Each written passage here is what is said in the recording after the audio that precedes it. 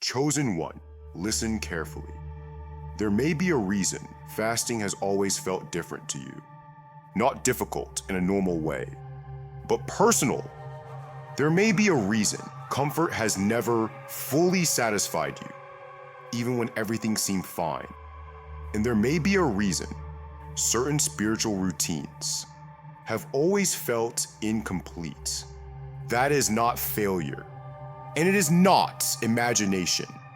Some people are invited to faith, others are quietly prepared for responsibility. Preparation often feels uncomfortable before it feels clear. If fasting has crossed your thoughts more than once, if it has returned even when you try to avoid it, there is meaning in that. This message is not about food. It is about order, about who leads your inner life. Because when the inner life is aligned, clarity follows, strength follows, authority follows. If this message is already speaking to you, you may want to stay connected. Subscribing simply means you won't miss what comes next. Only do that if it feels right. Jesus fasted not to prove devotion, but to step into alignment. And alignment released purpose. You are not here to compare yourself with others. You are here to understand your own path. Stay with this message, not because you must, but because it may explain why certain things have always felt unfinished. What follows is not meant to rush you. It is meant to settle you. And settling is often where real change begins. Now let your breathing slow. Let your body rest. This world trains you to consume constantly. Food, noise, distraction, approval. Always something filling the space. Fasting interrupts that pattern. Not aggressively, not dramatically, quietly.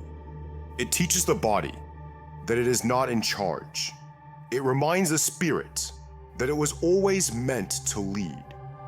That is why fasting feels uncomfortable at first. Not because something is wrong, but because something is being reordered. Discomfort is often alignment. In its early stages, when the body realizes it is no longer obeyed, immediately it reacts. Cravings rise, thoughts race, emotions surface. This is not failure, it is exposure. You are seeing what has been ruling quietly. Most people never see this. They stay distracted, they stay full. Fasting removes distraction. Fasting removes excess. What remains is truth. Truth about desire. Truth about dependence. Truth about control. And from truth, authority begins to form. Authority is not loud. It does not announce itself. It settles. You may not feel powerful, but you feel steady. And steadiness is the foundation of authority. Authority is not intensity. It is consistency. Authority is not volume. It is presence. This is why fasting reshapes you slowly. Fast change excites. Slow change lasts. God is not interested in quick results that collapse under pressure. He is interested in forming weight that can be carried. Weight requires structure. Fasting builds structure. It strengthens the inner life, where no one applauds. It trains obedience when no one is watching. This is why fasting can feel lonely, because it separates you from the crowd. The crowd feels discomfort. The chosen sit with it. The crowd avoids hunger. The chosen learn from it. Hunger teaches patience. Patience teaches trust. Trust produces authority. This is not a shortcut. It is formation. You may notice during fasting that old thoughts return, old fears, old habits, old memories. This is not regression, it is surfacing. The noise has quieted enough. For deeper layers to speak, let them. Do not rush to silence them. Do not rush to fix them. Fasting is not about control. It is about awareness. Awareness leads to choice. Choice leads to freedom. Freedom grows quietly. Over time, your desires change. Not because you forced them to, but because they lost influence. What once felt urgent now feels optional. What once felt necessary now feels negotiable. This is power. Not power over others, power over yourself.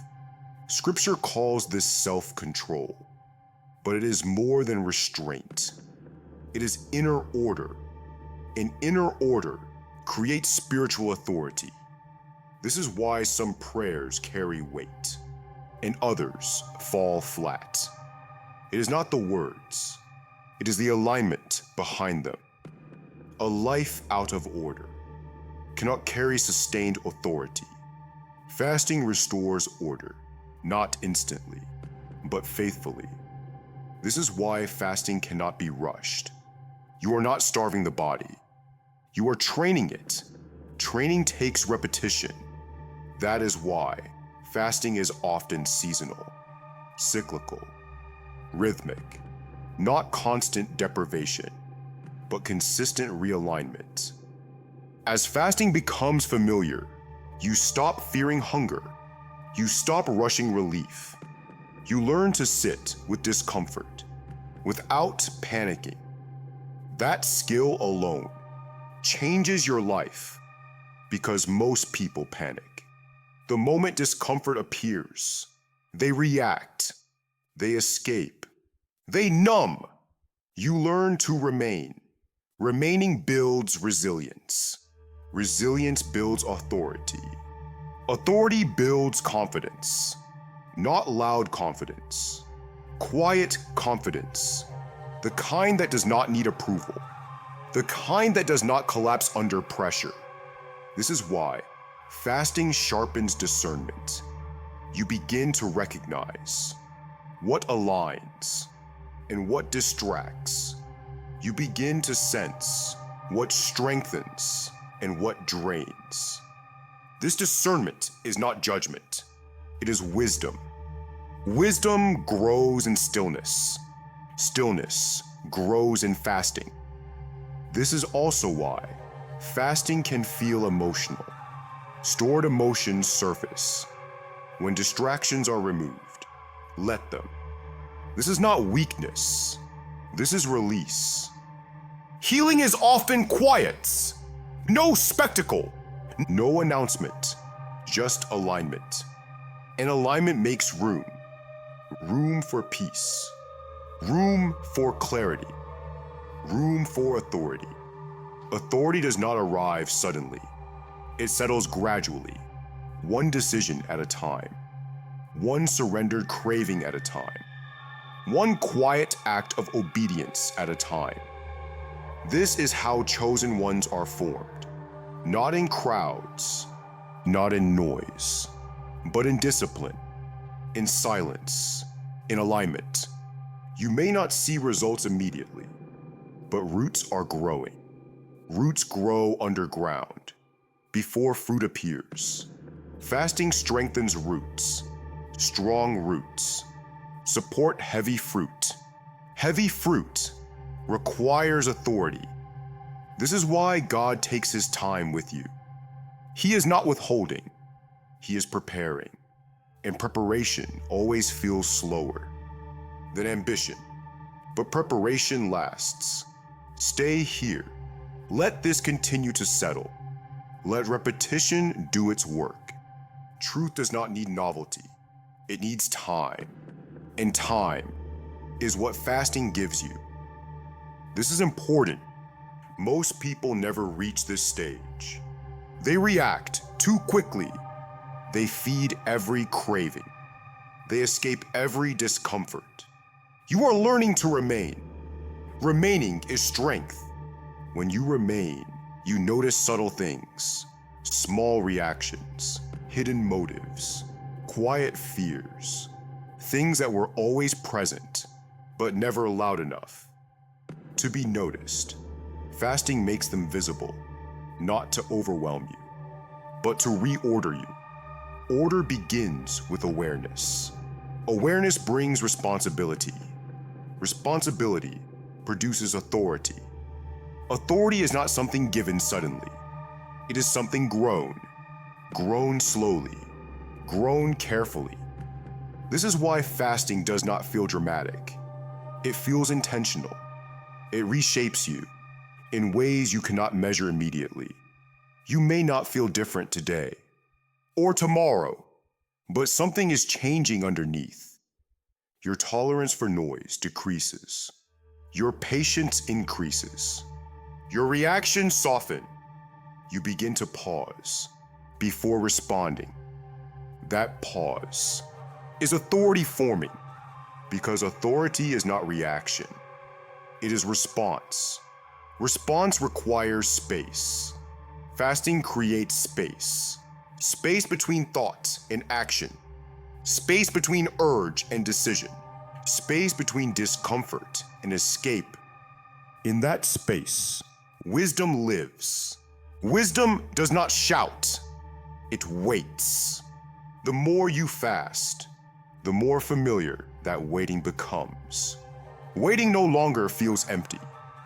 It feels full of awareness, full of clarity, full of presence. This is why fasting eventually brings peace, not excitement. Peace. Peace is a sign of alignment. When the inner world is ordered, the outer world feels less threatening. Problems still exist. Pressure still comes, but it no longer controls you. You carry weight differently. You stop needing immediate relief. This is freedom. Freedom is not escape. Freedom is stability. Stability grows from discipline. Discipline grows from repetition. Repetition grows from commitment. This is why fasting is not a one-time decision. It is a rhythm of return. Return to simplicity. Return to silence. Return to order. Each fast reminds the body where it belongs. Each fast reminds the spirit that it leads. Over time, this order becomes natural, not forced, not rigid, natural. You stop negotiating with impulses. You stop justifying excess. You begin choosing. From clarity instead of craving. This is maturity. Maturity does not rush. It does not prove itself. It remains steady. This steadiness shows up in your life, in how you speak, in how you listen, in how you wait. People may notice you are less reactive, less anxious, less hurried. They may not know why. You do, because you have trained your inner life.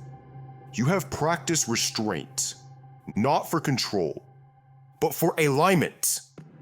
Alignment changes everything. Alignment affects prayer. Your prayers become simpler, more focused, less desperate. You stop asking repeatedly. You start trusting deeply. You pray from rest, not from urgency. This kind of prayer carries weight, not because of volume, but because of order. When your life is aligned, your words align. When your words align, they carry authority. This is why fasting and prayer are always connected. Prayer expresses dependence. Fasting demonstrates it. Together, they form agreement. Agreement is powerful, not agreement with circumstances. Agreement with truth. Truth settles you. Truth grounds you. Truth removes confusion. Confusion cannot survive. In a disciplined inner life, This is why fasting clarifies decisions. Choices become simpler, not easier, but clearer. You know what aligns. You know what distracts. You begin to sense when something is unnecessary. You release it without drama. That ability alone changes your life because most people are exhausted from carrying things they were never meant to carry.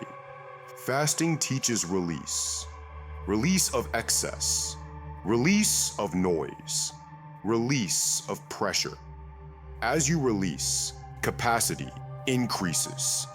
You can hold more responsibility without collapsing. This is preparation.